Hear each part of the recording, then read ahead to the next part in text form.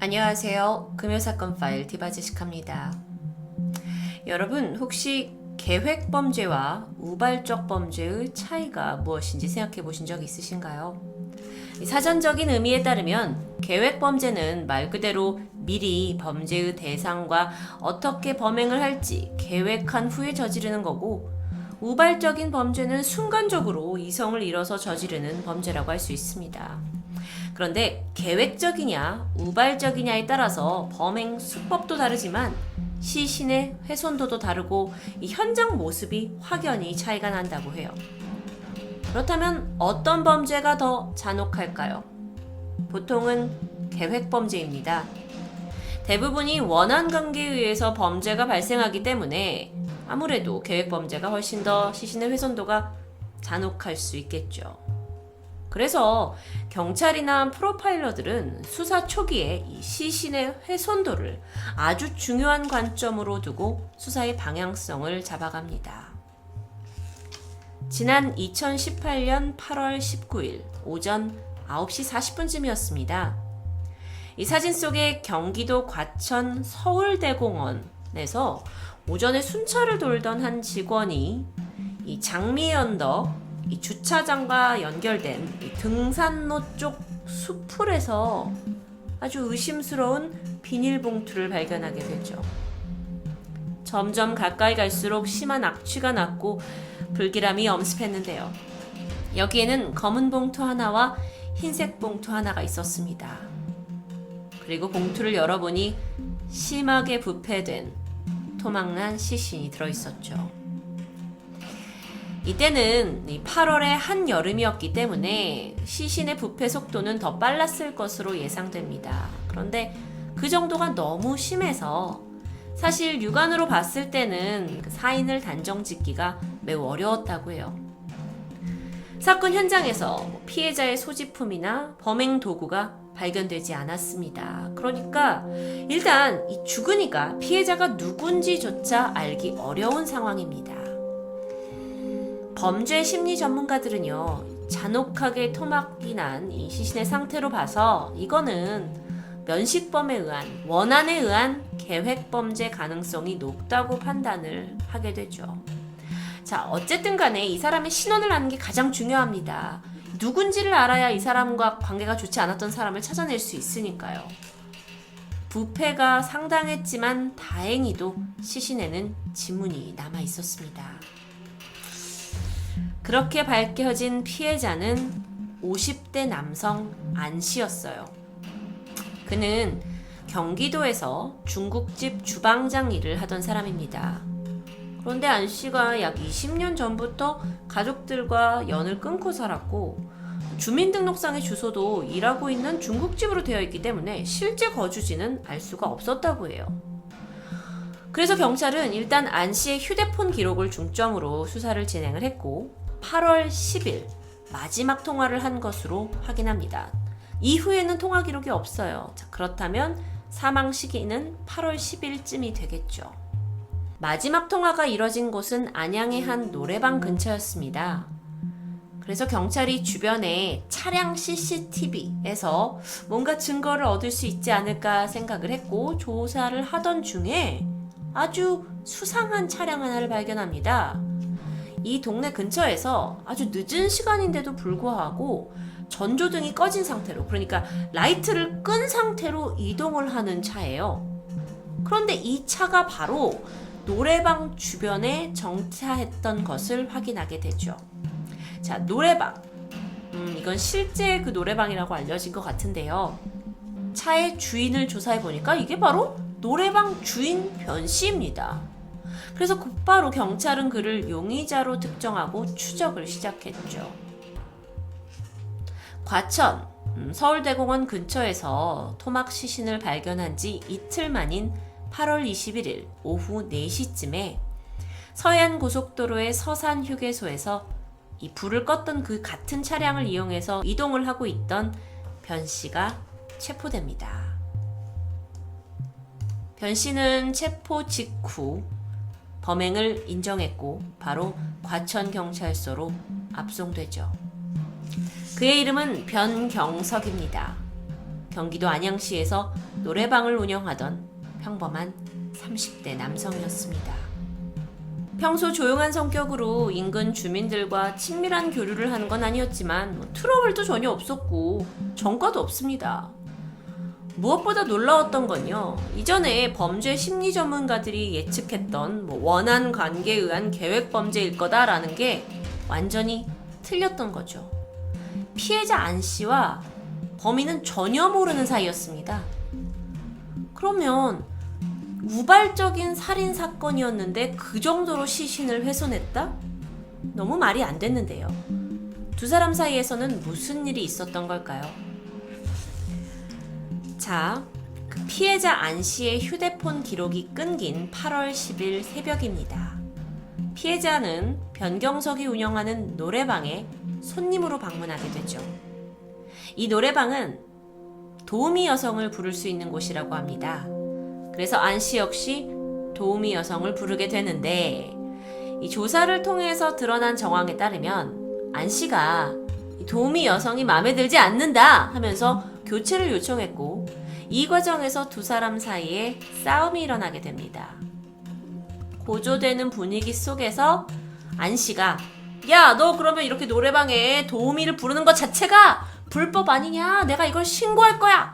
라고 협박했고, 이에 분노가 치밀었던 변 씨가 우발적인 살해를 저질렀다라는 건데요. 자, 이렇게만 놓고 보면 물론 이해가 되지만, 아니 방금 전까지 손님으로 들어온 사람을 화가 났다고 죽이고 참혹하게 토막 시신을 저질렀다? 이건 일반적인 케이스와 너무도 다릅니다. 특히나 이 시신만을 봤을 때 시신 안에서 느껴지는 분노가 엄청났다고 분석이 됐거든요. 그래서 전문가들은 사실 이게 아닐 거다. 분명 이 범인 변 씨를 이렇게 격분하게 만든 또 다른 요인이 있었을 거다라고 추측을 할 정도였습니다. 범행을 저지른 후에 변경석은 이 사이트로 지도를 검색해요. 그리고 어디를 가냐? 서울대공원 주변에 수풀이 많으니 시신을 숨기기 좋을 것 같아 보였고, 여기를 유기장소로 선택합니다. 그의 진술에 따른 내용이에요. 그리고 차량을 이용해서 과천에 가서 공원 수풀에다가 시신을 유기하고 다시 노래방으로 돌아오게 되죠. 그리고 나서 그는 범행 현장이었던 노래방을 깨끗이 청소합니다. 여기는 실제 사진은 아닌데요. 깨끗이 정리를 하고 노래방 입구에다가 휴가 중이라고 써붙였어요. 그리고 나서 무려 10일 동안 이 노래방 안에서 머물고 있었습니다. 체포를 당했던 21일에는 바람을 쐬고 싶어서 서해 바다로 향하던 중이었는데 마침 이때 경찰에 체포되게 되죠. 여러분은 쉽게 이해가 되시나요? 범행을 저지른 후에 그의 행동, 이상하리만큼 태연한 것 같았습니다. 심지어 안 씨를 살해하고 이 시신을 훼손할 때 썼던 흉기가 있잖아요. 이 흉기를 노래방 카운터에다 올려놓고 의자 위에다가 그대로 놔뒀다고 해요. 변경석이 저지른 살인사건은 범행 동기도 일단 잘 이해가 되지 않고, 범행 방법도, 그리고 시신 유기를 한 이후의 그의 행동도 모든 게 상식적인 범위를 벗어나고 있습니다. 아, 혹시 이 사람이 그 소위 말하는 사이코패스나 소시오패스는 아닐까요? 혹은 본인조차 모르는 어떤 정신질환을 앓고 있는 건 아닐까요? 그것도 아니라면 정말 전과가 없는 깨끗한 사람일까요? 숨기고 있는 전과가 있는 건 아닐까요? 많은 범죄 심리 전문가들이 다양한 의견을 내놓았습니다. 그런데 그중 가장 주된 의견, 왜 이런 일을 저질렀냐? 라는 것에 대해서 전문가들은 변경석이 사이코패스나 소시오패스가 아니다. 그저 지적 수준 그리고 사회성이 떨어지는 사람이기 때문이라고 분석합니다. 여러분, 이수정 교수님 아시죠? 그 범죄 심리 전문가로서 TV에 자주 등장하시는데요. 그분의 분석에 따르면 이 변 씨의 진술을 듣고 있으면 논리적이지도 않고 파편적인 진술을 하는 것으로 느껴졌다. 이건 지적 능력이 떨어지는 사람이라는 걸 짐작할 수 있었는데, 문제는 본인은 정작 아주 치밀한 계획하에 최선의 행동을 했다고 생각하는 것 같다라고 얘기합니다.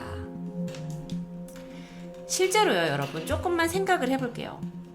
먼저 이 변 씨는요, 인터넷 검색을 통해서 그 인적이 드물고 눈에 잘 띄지 않는 어떤 장소를 발견했다고 생각하고 거기에 시신을 유기했습니다. 하지만 여기는 실제로 도로변과 맞닿아 있어요. 아마 제가 첫 번째 보여드린 사진 보시면 바로 앞이 도로변이죠.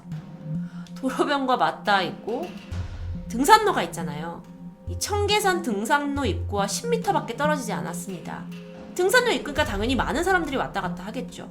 아주 눈에 띄기 쉬운 장소였습니다. 게다가 낮에는 유동인구도 많고 차량도 많은 곳이에요. 또 한 가지, 시신을 이렇게 유기했을 때 차의 전조등을 끄고 이동했죠. 이렇게 불을 끄고 밤에요. 그러니까 CCTV에서 오히려 눈에 아주 쉽게 띄었습니다. 조금만 생각해보면 오히려 불을 끄고 가는 게 굉장히 쉽게 들킬 수 있는 부분입니다. 하지만 변 씨는 거기까지 미처 생각을 하지 못했고요. 자신은 치밀하게 준비했다고 생각하지만 전혀 그 반대였죠. 자, 그래서 이제 전문가들이 그가 소시오패스나 사이코패스가 아니라 지적 능력이 떨어지는 거다라고 이야기를 합니다. 아니, 근데 그렇다 하더라도 시신을 그렇게까지 잔혹하게 훼손한 건 잘 이해가 되지 않는데요. 여기에 대해서 전문가들은 이것 또한 인지 수준, 사회성이 떨어져서 나타난 거다라고 분석합니다. 물론 살인 자체는 우발적이었죠. 하지만 이후에 살인이 저질러졌어요. 근데 안 씨가 시신을 이대로 두면 범행이 드러날 텐데 그럼 다른 곳에 버려야겠네. 그런데 버리려고 보니까 이대로 있으면 들기가 너무 어렵겠네. 그러면 시신을 옮기기 편하게 토막내자 라는 아주 단순한 패턴의 사고방식이 있었을 거라고 추정됩니다. 근데 이건 여태까지 한국에서 있었던 우발적인 살인사건에서 보여지는 행동 패턴이 전혀 아닙니다. 전과도 없는 일반인이 원한이 있는 것도 아니고 그냥 순간적으로 사람을 죽이고 시신 옮기기 편하게 토막을 냈다라는 생각. 이 외에도 흉기를 잘 보이는 곳에 그대로 뒀다라는 거, 그리고 범행을 저지른 장소에서 10일 동안 머물렀다라는 게 결국 지적 수준이 문제가 돼서 벌어진 일이다라고 분석이 됩니다. 실제로 테스트 결과 사이코패스도 아니었고요. 정신질환도 없었죠. 그런데 그의 낮은 능력과 지적 능력과 함께 주변에 어떤 사람들과 관계도 맺지 않고 홀로 지내다 보니까 사회성까지 떨어진 겁니다. 그 모든 것이 변 씨로 하여금 예측 불가능한 새로운 범행을 저지르게 만들었을 가능성이 높아 보입니다. 8월 29일 변경석은 경찰에 송치되었습니다. 신상과 얼굴 역시 모두 공개되었죠. 그는 기자들 앞에서 울먹이면서 정말 죄송합니다라고 반성하는 듯한 모습을 보였는데요. 그리고 11월 2일 검찰은 그에게 무기징역을 줘야 한다라고 주장했지만 결국 판결에서는 징역 20년이 내려집니다. 다들 여기에 대해서 좀 너무 약한 판결이 아니냐라고 얘기를 하는데 판사로서는 우발적인 범행이었고 또 범행을 인정하고 반성하고 있는 태도를 보이기 때문에 이런 결정을 내렸다라고 설명합니다. 물론 잔혹성에 비해서 좀 쉽게 납득이 가지 않는 것 같기도 했죠. 그래서 국민청원이 있기도 했습니다.